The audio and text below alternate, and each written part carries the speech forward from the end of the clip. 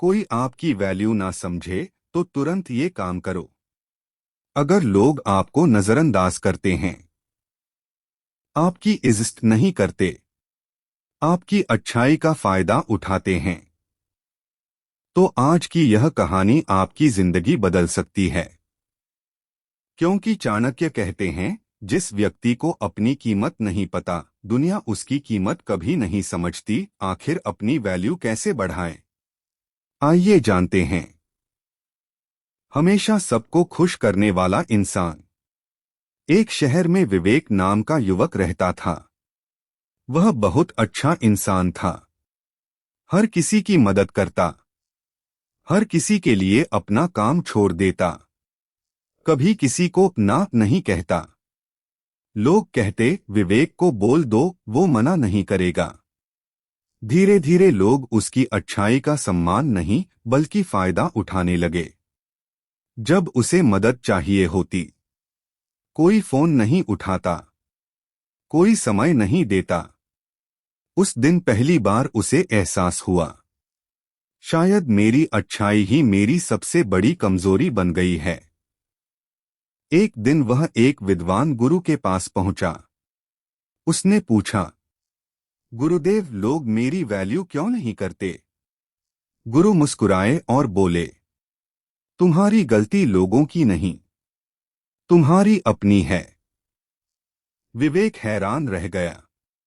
गुरु ने कहा, जो व्यक्ति हर समय उपलब्ध रहता है, लोग उसे सस्ता समझने लगते हैं। जो हर किसी को खुश करने में लगा रहता है, वह खुद की खुशी खो देता है। और जो खुद का सम्मान नहीं करता, दुनिया भी उसका सम्मान नहीं करती। विवेक की आंखें खुल गईं। उसने उसी दिन 3 फैसले लिए। पहला नियम, हर किसी को खुश करना बंद। उसे समझ आ गया, हर किसी को खुश करना असंभव है। दूसरा नियम, अपने समय की कीमत समझो। अब वह हर काम सोच समझकर करता। जहां सम्मान नहीं मिलता, वहां जाना बंद कर दिया।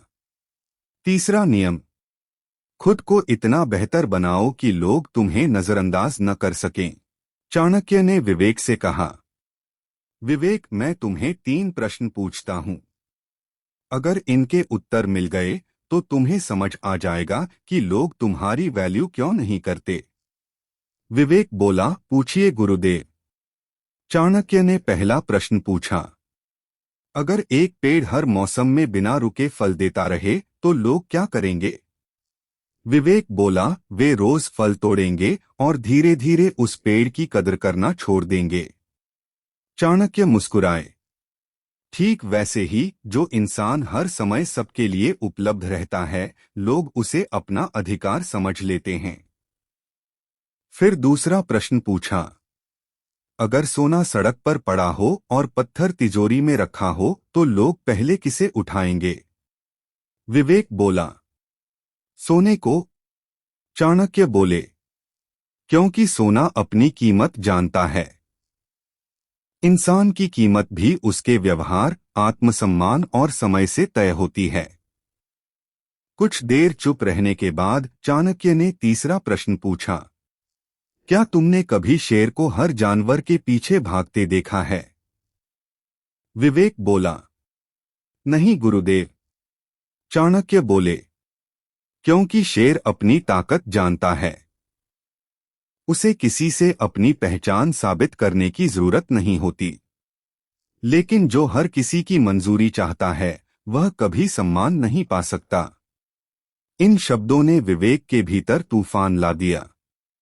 उस रात वह घर लौटा, लेकिन पहली बार उसने किसी को फोन नहीं किया, किसी से शिकायत नहीं की।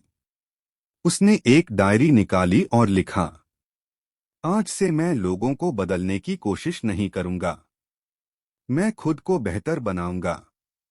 अगली सुबह जब दोस्त उसे बेवजह बुलाने आए, उसने मुस्कुराकर कहा, माफ करना, आज मेरा समय मेरे सपनों के नाम है। लोग हंसे।